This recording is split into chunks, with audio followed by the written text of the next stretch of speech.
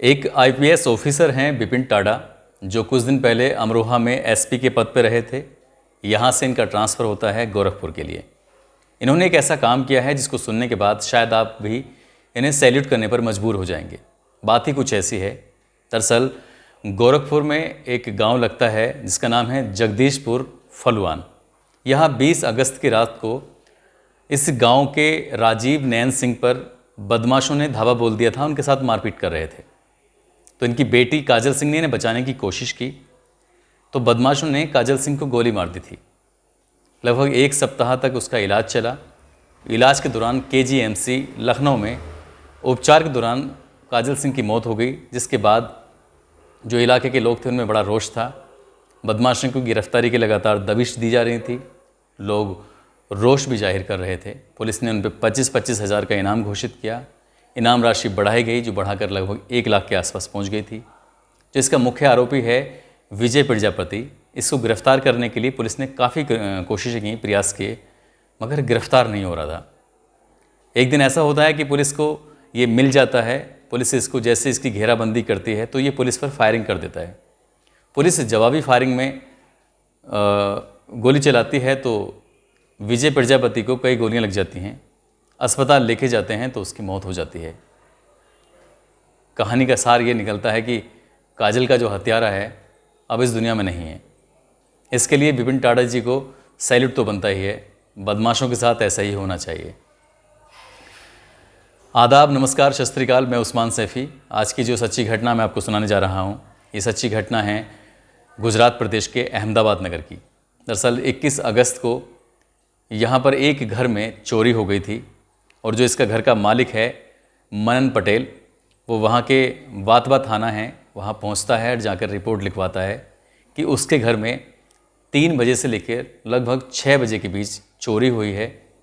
और उसका खुलासा कर दीजिए, उसके लगभग 8 लाख के जेवरात हैं जो घर से चोरी हो गए हैं।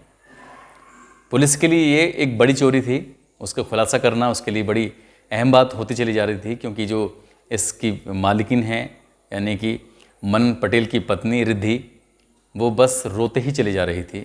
उसकी एक ही डिमांड थी कि उसको बस जेवर चाहिए, हर हाल में चाहिए।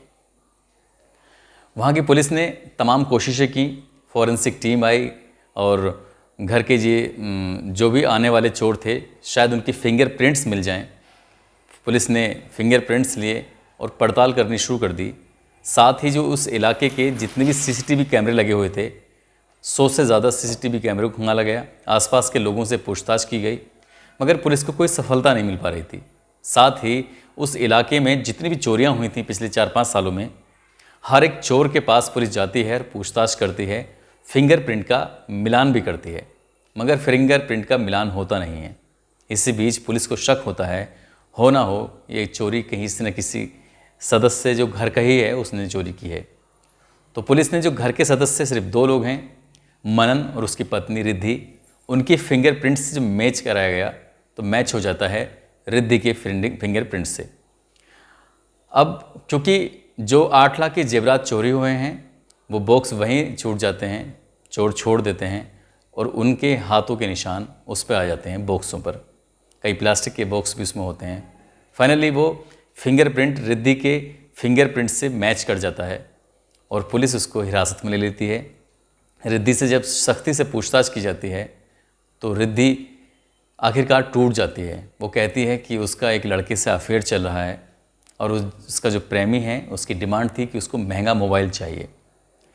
तो रिद्धि ने ये कुछ जेवरात तो बेच दिए थे और उसमें से लगभग 92,000 रुपये कीमत का एक मोबाइल अपने प्रेमी को दे दिया। साथ ही कुछ जेवरात उसने अपनी एक सहेली रोहिणी के पास रख दिए थे। अब पुलिस को वो जेवरात बरामद करने थे, क्योंकि इसमें मुकदमा लिखा जा चुका था। पुलिस रिद्धि के बाद फिर रोहिणी के पास पहुंचती है, रोहिणी से बातचीत करती है कि वो जेवरात कहाँ हैं। तो पता चलता है कि उसका भी एक प्रेमी है, उसके प्रेमी का एक बिजनेस में घाटा चल रहा है। तो उसने वो जेवरात बेचने के बाद अपने उस प्रेमी को दे देती है। यानी कि चोरी की घटना तो खुल जाती है और जो चोर होते हैं वो मिल जाते हैं, मगर इस चोरी की घटना से जो इन दोनों महिलाओं के शादी के बाद अफेयर चल रहे थे उनके बारे में भी खुलासा हो जाता है। फ़िलहाल उन दोनों महिलाओं के घर टूटने तक की नौबत आ गई है और शायद बुरे काम का बुरा अंजाम जो कहते हैं, पहली घटना में जो काजल सिंह की हत्या करने वाले के साथ भी बुरे काम का बुरा नतीजा होता है, और इसमें भी कहीं ना कहीं जो अपने घर में चोरी करती है महिला, उसका भी कहीं ना कहीं बुरा नतीजा होता है। दोस्तों, इन कहानियों को सुनाने का उद्देश्य है किसी को परेशान करना नहीं है, किसी का दिल दुखाना नहीं है, बल्कि आपको सचेत करना है, आपको जागरूक करना है। आप जहाँ भी रहें अपना ख्याल रखें, सुरक्षित रहें। जय हिंद, जय भारत।